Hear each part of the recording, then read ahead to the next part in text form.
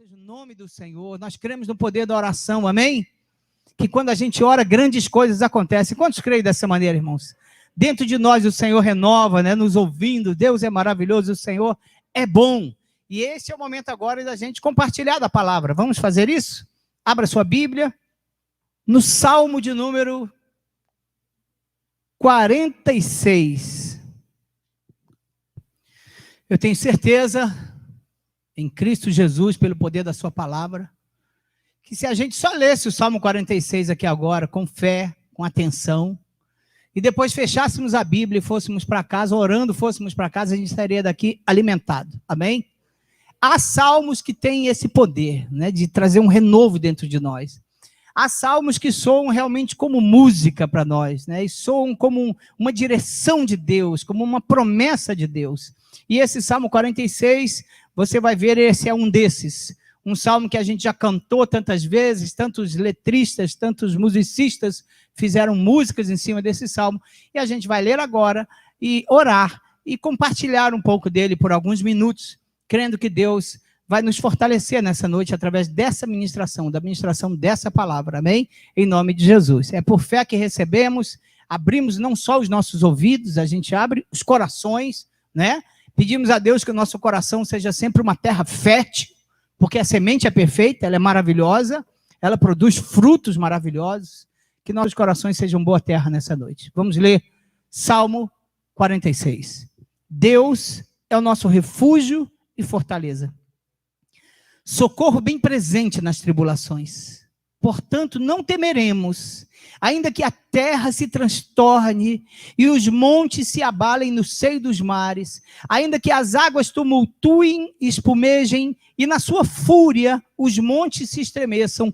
Há um rio cujas correntes alegram a cidade de Deus, o santuário das moradas do Altíssimo. Deus está no meio dela, jamais será abalada. Deus está no meio dela, jamais será abalada. Deus a ajudará desde antemanhã. Bramam nações, reinos se abalam, ele faz ouvir a sua voz e a terra se dissolve. O Senhor dos exércitos está conosco, o Deus de Jacó é o nosso refúgio. Vinde, contemplai as obras do Senhor, que assolações efetuou na terra. Ele põe termo à guerra até os confins do mundo, quebra o arco e despedaça a lança, queima os arcos de fogo, os carros de fogo. Aquietai-vos e sabei que eu sou Deus. Sou exaltado entre as nações, sou exaltado na terra. O Senhor dos exércitos está conosco. O Deus de Jacó é o nosso refúgio. Vamos ler juntos esse último versículo? Com fé, irmãos. O Senhor dos exércitos está conosco. O Deus de Jacó é o nosso refúgio. Pai amado, nós clamamos agora a tua direção durante os momentos em que compartilharemos da tua palavra. Que seja uma palavra que vá ao encontro das necessidades de cada um que está aqui, de maneira especial, particular, individual, porque é assim que o Senhor trata cada um dos teus filhos. Fala conosco nessa noite, Senhor, para que a gente possa daqui a pouco sair daqui alimentados, renovados e fortalecidos pelo poder do Senhor e pelo poder da tua palavra, em nome do Senhor Jesus. Amém. Glória a Deus. Então nós estamos sim diante de um desses salmos maravilhosos, dentre tantos outros que nós temos, que geram em nós conforto, geram em nós uma segurança para as nossas vidas, né? Que independentemente do estado em que a gente se encontre, independentemente da situação que a gente esteja vivendo, da circunstância que esteja nos envolvendo, independentemente de qualquer coisa, na hora vem um conforto dentro de nós, uma certeza de que Deus é aquele em quem nós podemos nos refugiar. É só nele, só recorrendo a ele, é que a gente pode se esconder e se sentir seguros, amém? Então, nós somos motivados por um salmo como esse, somos incentivados a confiar no Senhor dos exércitos, que está conosco, mesmo no meio das maiores crises e mesmo no meio das maiores dificuldades. Para a gente entender melhor as palavras desse salmo, a gente precisa dar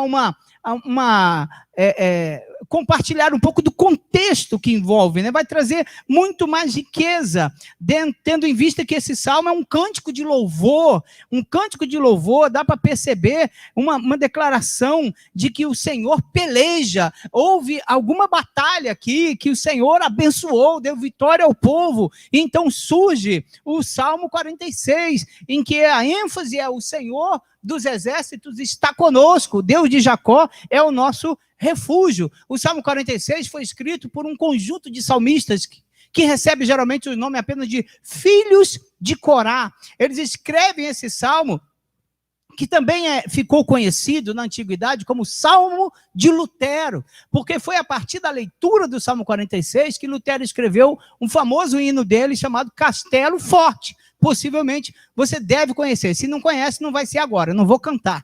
Mas foi aí que ele escreveu o hino Castelo Forte, quando ele estava buscando refúgio no Senhor por causa dos seus perseguidores. Lutero escreve as linhas desse hino baseado nesse Salmo 46. Também é interessante a gente perceber, antes de entrar no texto, que há uma divisão muito distinta, muito clara nesse salmo, em 3 partes, em que a gente poderia dar vários títulos para essas partes.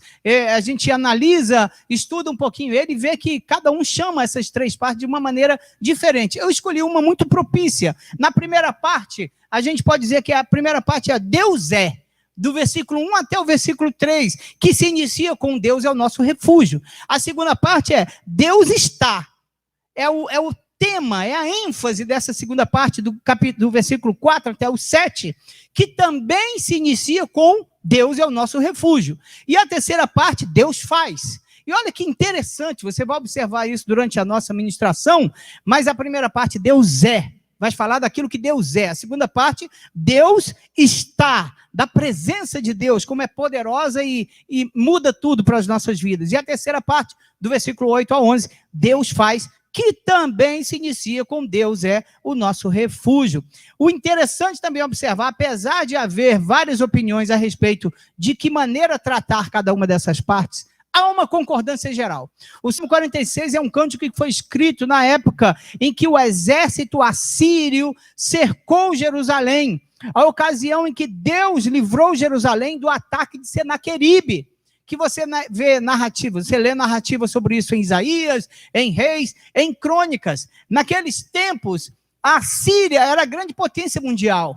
3 reis antes desse Senaqueribe, que a gente vai contar aqui a história, para entender o pano de fundo do Salmo 46, o contexto mais amplo do Salmo 46, 3 reis, cujos nomes são Tiglat-Pileser, Salmaneser e Sargão, haviam destruído o reino do norte. Você lembra que Israel estava dividido em 2 reinos? O reino do norte, que era composto de 10 tribos, e o reino do sul, que era composto de 2 tribos, e a capital era Jerusalém. O reino do sul recebia o nome de Reino de Judá, composto de 2 tribos, de Benjamim e de Judá.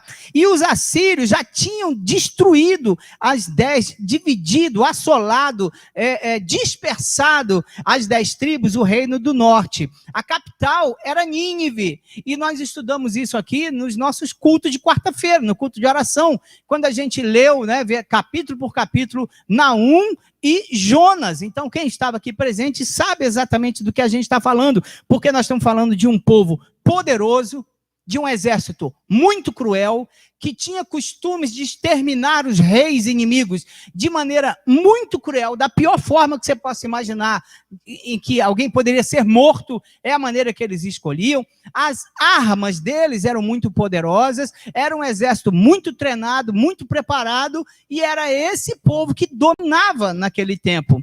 Então, sobre o reinado agora de Senaqueribe, eles ameaçam Judá. Eles se direcionam para o reino do sul. Então, relembrando, destruíram já o reino do norte. E agora se direcionam para o reino do sul, para Judá, porque eles têm desejo na sua empreitada de guerra chegar no Egito. Era também o objetivo de Senaqueribe chegar no Egito. Para isso, ele passava por Judá. Então, ele ameaça. Na época, era Ezequias o rei. E Ezequias se vê nessa situação muito desconfortável. Era um rei que confiava no Senhor, que andava corretamente, mas a Síria sabia como provocar medo nos seus inimigos. A Síria sabia como assustar, fazer as notícias chegarem primeiro. Os cercos enormes, longos, que eles faziam em torno dos inimigos que eles queriam derrotar. Então, diante disso, nós entendemos que o rei Ezequias, que reinava o reino de Judá, estava em grande perigo, porque eles estavam para ser atacados por Senaqueribe, rei da Assíria, a grande potência daquele tempo. Então, estamos entendendo o contexto do Salmo 46. Existem documentos retirados de uma grande biblioteca, a biblioteca de Nínive, que estão hoje na biblioteca britânica, e que tem documentos lá pertencentes ao reino assírio, que confirmam o que aconteceu biblicamente, a história bíblica. E eu vou ler aqui um pequeno trecho, uma pequena narrativa de um desses documentos recolhidos, né, a respeito de Senaqueribe, que diz assim, ele diz assim: eu marchei sobre Judá, derrotei e invadi 40 cidades, sua fumaça escureceu o céu.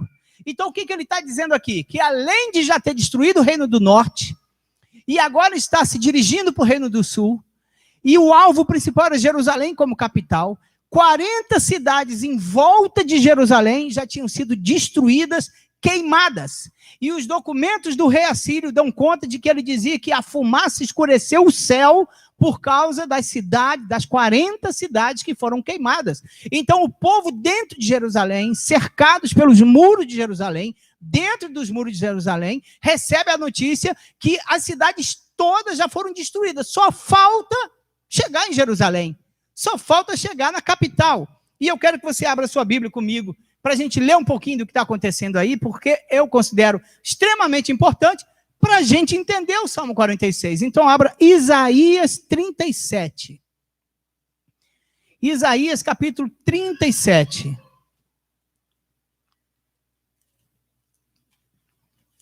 E eu estou, por enquanto, apenas desenhando aí o pano de fundo histórico, para a gente entender o que aconteceu na escrituração do Salmo 46. Isaías 37, vamos ao verso 13. 37, 13. É uma carta que o rei da Assíria envia para Ezequias. Então, nós vamos ler um pouquinho do conteúdo da carta, da afronta que Senaqueribe lançou para o povo que estava dentro de Jerusalém e sobre o reinado de Ezequias. Então, ele diz assim, onde está... Eu estou lendo Isaías, capítulo 37, verso 13. Deixa eu ver se é isso mesmo que eu quero.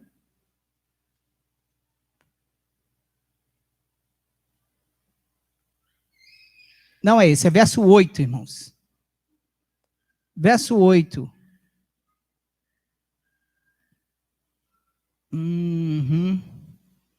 Não, 37 aí, do 8 em diante, eu vou ler uns trechos, os irmãos se achem aí, viu? Deus abençoe, tá?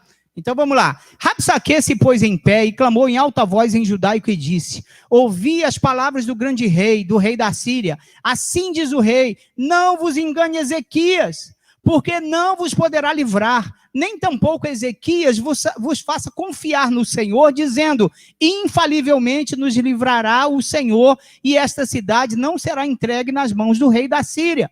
Porque assim diz o rei da Síria: porventura os deuses das nações livraram cada um a sua terra das mãos do rei da Síria? Onde estão os deuses de Amate e de Arpade? Onde estão os deuses de Sefarvaim? Porventura livraram eles a Samaria das minhas mãos?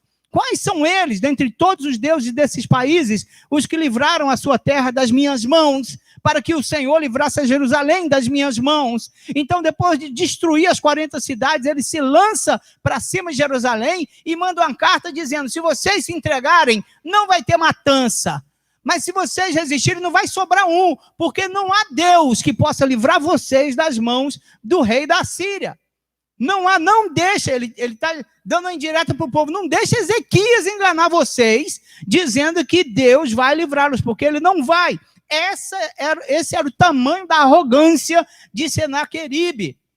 Então, recapitulando, o exército mais poderoso da terra, numeroso, bem treinado, bem armado, está aterrorizando o mundo antigo, chega às portas de Jerusalém, depois de Judá e de Jerusalém, depois de destruir o reino do norte, e lançam essas ameaças, essas dificuldades, essas ameaças para o rei Ezequiel. O que você faria? Qual seria a sua ação diante disso? Como você faria? Você sabe que seu exército está em menor número.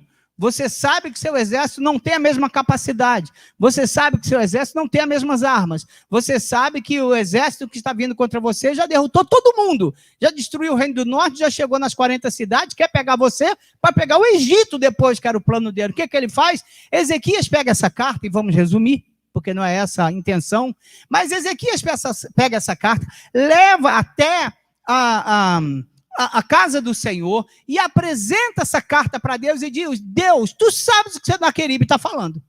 O Senhor sabe o que ele está dizendo, o Senhor sabe como ele está blasfemando, o Senhor sabe. Mas eu sei que ele não é o Rei Supremo, o Senhor é o Deus Supremo. É o Senhor quem pode todas as coisas, então ele coloca na mão do soberano. Irmãos, nós servimos ao Deus soberano, poderoso, amém? Não tem Senaqueribe certo. Senaqueribe ilustra muito perfeitamente problemas enormes da nossa vida. Não é à toa que eu estou aqui o tempo todo enfatizando, era um reino poderoso, era um exército poderoso, já tinha destruído todo mundo em volta, o povo lá de dentro de Jerusalém recebia notícias horrorosas, mas grande é o Deus de Israel, grande é o nosso Deus, não temeremos, disse o salmista, porque o Senhor é conosco, Deus de Jacó está conosco. Aleluia, ele é o nosso Deus, esse é o nosso Deus. Então o Senhor envia sua resposta a Ezequias, e aí eu vou ver se eu acertei o versículo agora, já que eu errei um. Verso 33 de Isaías 37, o Senhor Deus envia a resposta para Ezequias, e ele diz no verso 33, pelo que assim diz o Senhor acerca do rei da Síria, não entrará nessa cidade, nem lançará nela flecha alguma. Olha que interessante. Nem lançará nela flecha alguma, não virá perante ela com escudo, nem há de levantar tranqueiras contra ela. Pelo caminho por onde vier, por esse voltará. Mas nessa cidade não entrará, assim diz o Senhor. Porque eu defenderei essa cidade para livrar, por amor de mim e por amor do meu servo Davi. Aleluia! Eu defenderei essa cidade. Essa é a palavra que Ezequias recebe. E assim ocorre. Porque a gente vai para o versículo 36 e a Bíblia diz: então saiu o anjo do Senhor e feriu no arraial dos assírios. Saiu o anjo do Senhor e feriu no arraial dos assírios 185 mil. Quantos habitantes tem em Teófilo Otoni? 140? Será que chegou a 150? A Janaína sabe, né? 140? O Senhor, o anjo do Senhor feriu no arraial dos assírios que estavam sitiando, só o número dos assírios que estavam sitiando Jerusalém, 185 mil. Quando se levantaram os restantes pela manhã, eis que todos estes eram cadáveres. Retirou-se, pois, Senaqueribe, rei da Síria, e se foi, voltou e ficou lá na capital, escondidinho, Nínive. E lá na capital, 2 filhos de Senaqueribe se levantam, se rebelam contra ele e o matam. Então não me pergunte como foi. Não é fácil saber exatamente o que aconteceu. Em Juízes, quando os cananeus atacaram, os carros atolaram na lama, você vai lembrar. Os cananeus atacaram com carros poderosos, o povo não tinha saída. Deus mandou uma chuva. E simplesmente, como diz o texto bíblico lá, as unhas dos cavalos agarraram na lama da chuva. As rodas dos carros poderosos agarraram na lama da chuva. Quando o exército perseguia Elias, simplesmente veio cegueira. Eles ficaram cegos, o exército inteiro ficou cego e veio parar na frente do profeta. Na frente do profeta. Os moabitas e amonitas, quando pelejaram contra Josafá em Crônicas 20, simplesmente se voltaram uns contra os outros. Não precisou ter peleja, eles não pelejaram. Aliás, lá em Crônicas diz assim, nessa batalha, não tereis que pelejar, porque essa batalha é minha, diz o Senhor. Eles não tiveram que pelejar. Um certo historiador diz que foi um furacão, uma tempestade de areia no deserto que matou todo o exército assírio. Mas isso não interessa para a gente. Interessa o que está na Bíblia. Foi um anjo do Senhor, suficiente, para derrotar os 185 mil. E o povo saiu vencedor, porque Deus venceu por eles. O Salmo 46 é um hino de vitória. Alguns se arriscam a dizer, e eu não consegui dados suficientes para isso, mas não custa nada incitar a curiosidade dos irmãos. Alguns se arriscam a dizer que esse salmo, ou parte dele, foi escrita pelo próprio Ezequias. Ou os filhos de Corá utilizaram palavras da boca de Ezequias para poder compor a letra do Salmo 46. Glória a Deus. Então, longe de desejar aqui exaurir toda a riqueza das lições tiradas do Salmo 46. Longe. A gente pode analisar frase por frase, depois de entender esse contexto maravilhoso e ficarmos, sabe, de boca aberta diante daquilo que Deus pode fazer. Mas vamos analisar, segundo as divisões que eu falei, algumas lições. A primeira, Deus é poderoso. O nosso Deus é o Todo-Poderoso.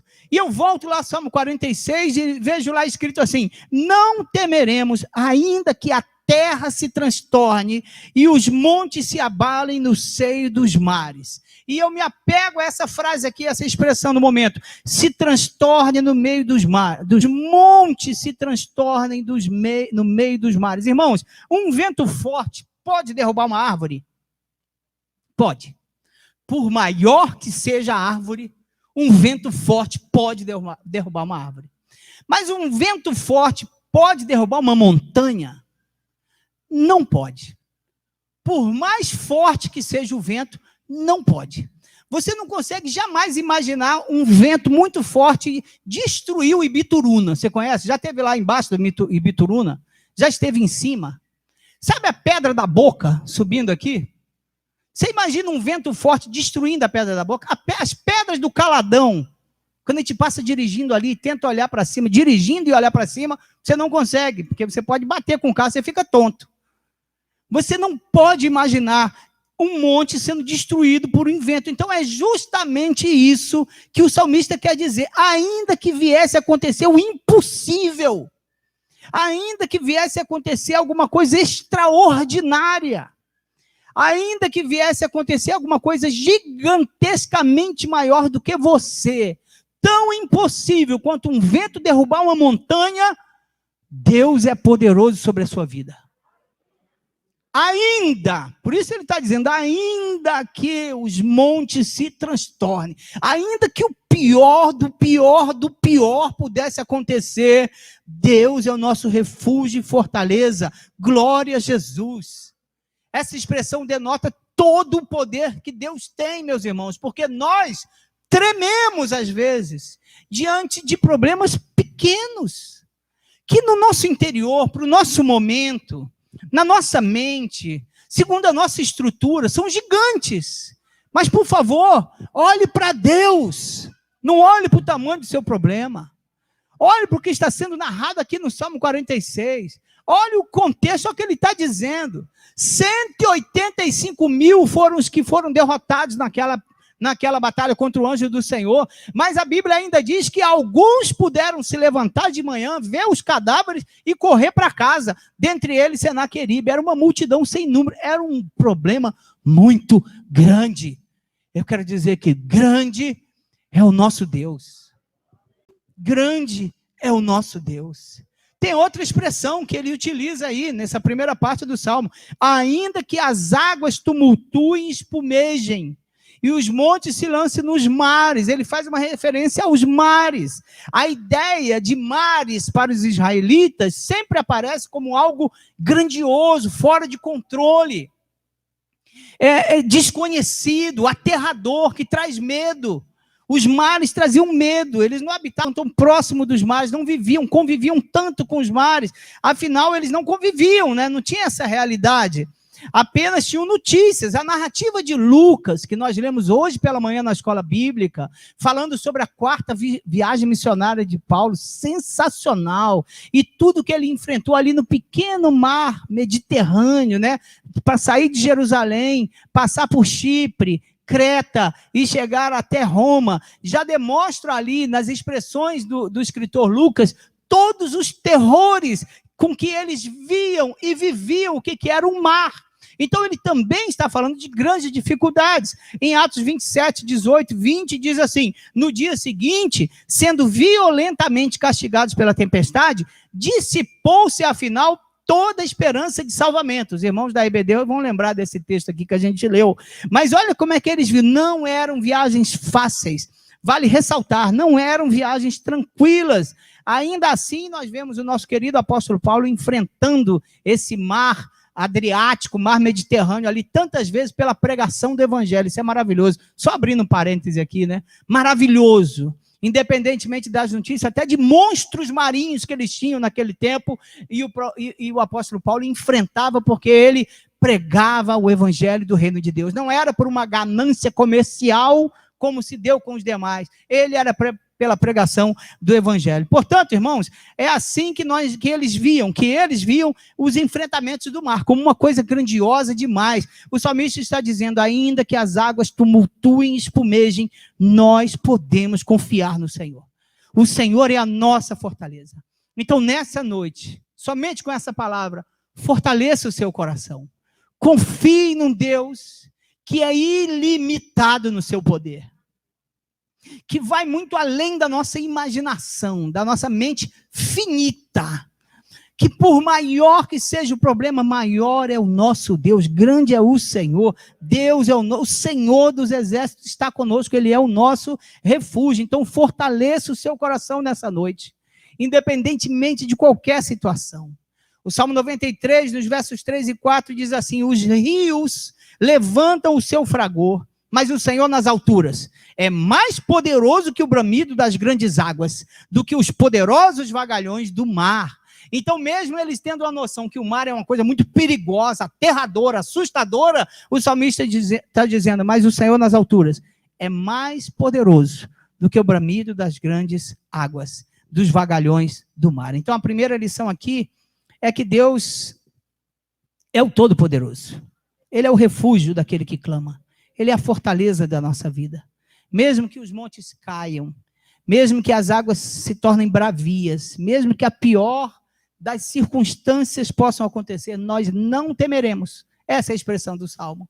Não temeremos, porque ao final a vitória é nossa no nome do Senhor Jesus. Porque o Senhor dos exércitos está conosco. Deus de Jacó é o nosso refúgio. Ele é o nosso socorro bem presente na hora da angústia e da tribulação. Aleluia. Quantos creem dessa maneira? Digam glória a Deus. Exalte o nome do Senhor. Fale, deixe sair do seu coração palavras que exaltem ao Senhor pela sua grandeza. Aleluia. Mesmo em meio às lutas e às maiores dificuldades, cercados por inimigos como estava Ezequias, mas a nossa certeza é que grande é o Deus de Israel.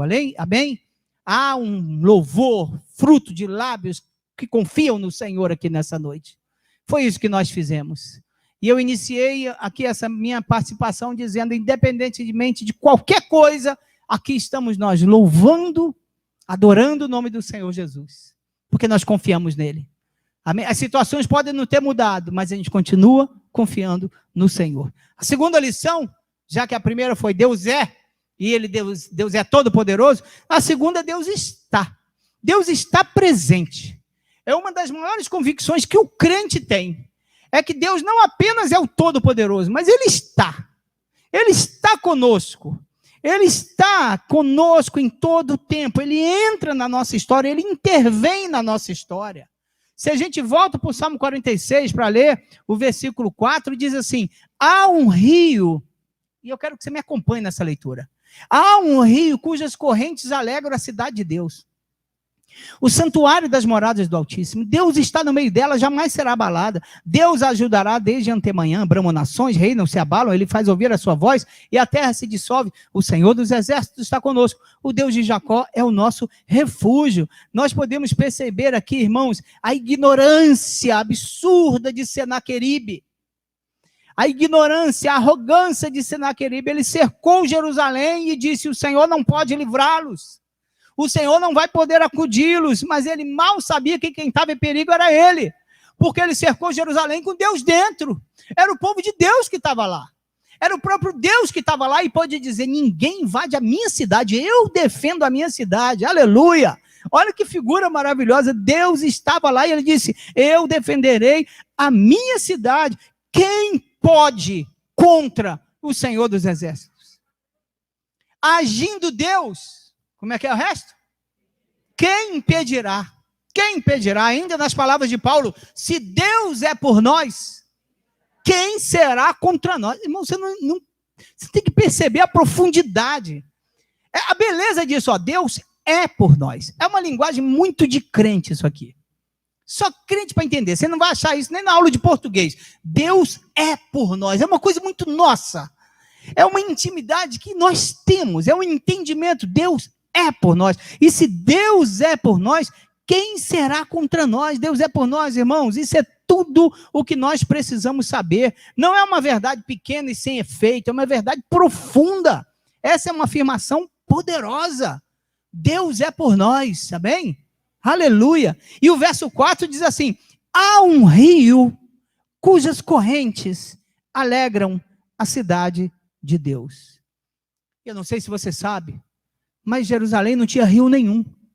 Nenhum rio passa em Jerusalém. Jerusalém, ao contrário de todas as grandes cidades do mundo antigo, não nasceram por causa de um rio, a partir de um rio. Olha, aqui tem um rio. Então vamos começar a morar aqui, multiplicar aqui e nasce uma cidade aqui. Jerusalém não era dessa. Jerusalém não foi provida de um rio. Nenhum grande rio, nenhum pequeno rio passava lá. Havia mananciais, pontos de água providenciados pelo próprio Deus, mas era uma cidade sem rio. Então, quando a gente sabe disso, a gente dá mais importância a expressões bíblicas como manancial de águas vivas. Deus é para nós como um manancial, cujas águas nunca faltam. Cujas águas nunca faltarão. A gente entende, quando a gente entende que Jerusalém não tinha um rio, mananciais cujas águas nunca faltam. Beba de graça da água da vida. Está numa região desértica, e principalmente em Jerusalém, quando não tem um rio para prover água. Um rio que brota do trono de Deus. Ou de dentro de você fluirão rios que jorram para a eternidade. Quem disse isso? Quem ouviu isso? A samaritana. De dentro de você fluirão rios, nunca mais você vai voltar a ter sede. Porque esses são os sinais evidentes de dependência de Deus, de provisão de Deus, de satisfação em Deus e da maravilhosa graça de Deus. Então Jerusalém conheceu, irmãos, por sua insuficiência, a maravilhosa graça, a graça poderosa de Deus, simplesmente provendo água para Jerusalém. Simplesmente por ter água lá para beber, sem ter um rio, significa que Jerusalém era a única que não tinha rio, mas tinha um Deus que estava pronto para ser para ela tudo que ela não tinha. Um Deus que estava pronto para ser para ela tudo que ela não poderia ser, dar a ela tudo que ela não poderia ter. E quanto a nós, as nossas próprias deficiências são sempre um espaço para a graça e a onipotência de Deus. Tudo que eu não consigo sozinho, tudo que eu não tenho sozinho. Não havia rio em Jerusalém, e eu não tenho um monte de coisa, eu não tenho um monte de capacidades, eu não tenho um monte de habilidades, eu não tenho força para chegar. Deus é a minha provisão. Ele é para mim tudo que eu não posso ser, Ele tem para mim tudo que eu não posso ter. Aleluia! Isso é graça, irmãos, isso é graça. Ele é o pai dos órfãos. Tem um texto bíblico, Salmo 68, versos 5 e 6. Olha que palavra. Ele é o pai dos órfãos e juiz de viúvas. Assim é o Senhor em sua santa morada. Ele faz que o solitário more em família e tira os cativos para a prosperidade. Aleluia! Olha com quem ele age. Os cativos, os órfãos, as viúvas, os solitários. Deus é o nosso refúgio e fortaleza. Ele é tudo que a gente precisa, amados. Tudo que a gente precisa. Glória a Deus. Eu fico maravilhado com Deus de infinita graça a quem nós servimos. Que nos supre nas nossas maiores deficiências. Nas nossas totais insuficiências. Deus entra com a sua provisão. E o nome disso é graça de Deus. Aleluia. Vamos para o terceiro, para a gente terminar já já. Primeiro, Deus é. E eu enfatizei, ele é poderoso. Ele é poderoso. Sobre a pior das circunstâncias. Segundo, Deus está presente. Ele está presente. Aleluia. A cidade, o rio, o verso 5, Deus está no meio dela, jamais será abalada. Mal sabia Senaqueribe que estava atacando a cidade errada. E a terceira, Deus faz. Deus trabalha em nosso favor. Deus opera. Já que estamos acabando de falar das nossas insuficiências, daquilo que a gente não pode fazer, não consegue fazer, Deus faz por nós. Ele é o Deus de toda provisão.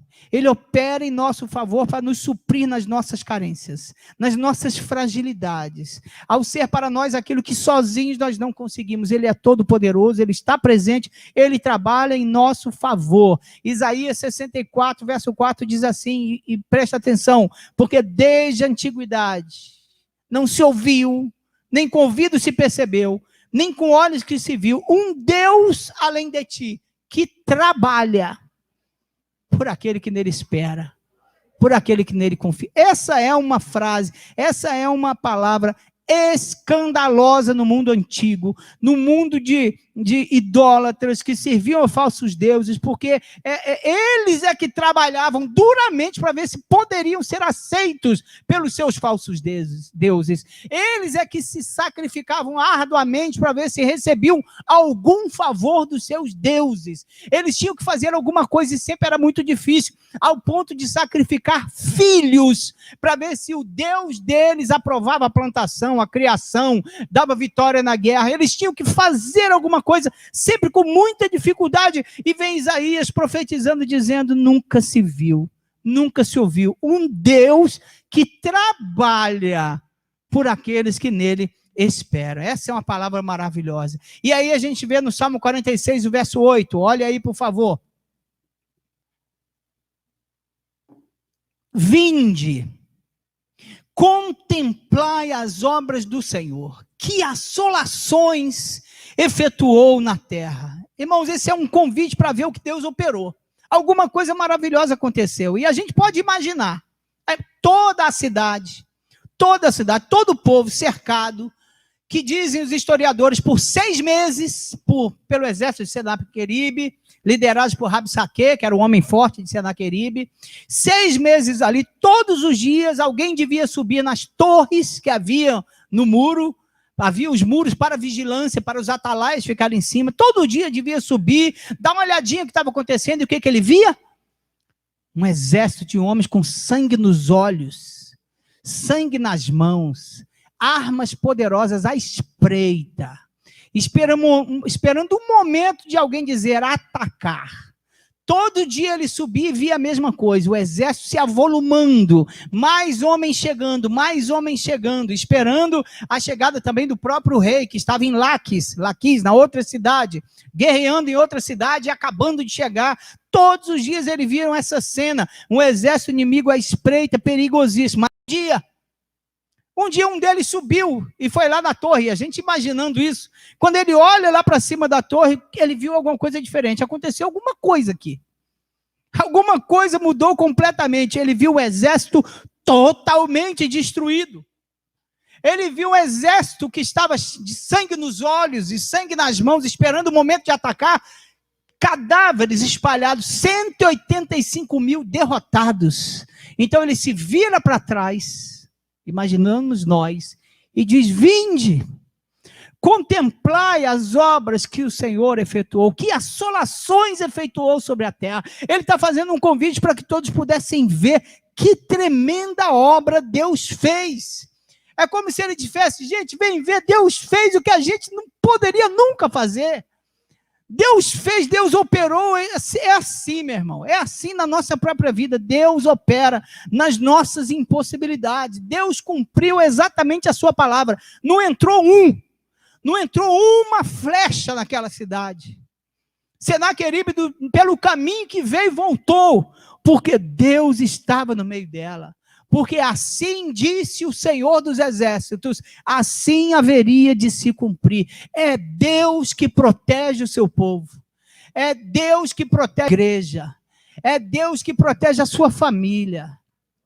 Se a igreja fosse se proteger a si mesma, ela já tinha sido destruída há muito tempo.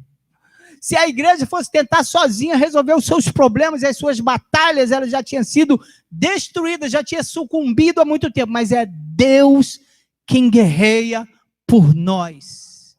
Deus defende a sua igreja, então nem as portas do inferno inteiro poderão prevalecer contra ela. A gente olha por outro lado do muro e se assusta. Olha quantos inimigos, olha quantas ameaças, olha que povo assustador. Agora acabou, agora já era, agora acabou para nós. Mas um dia, no momento certo em que Deus opera, aleluia, o milagre acontece, irmãos.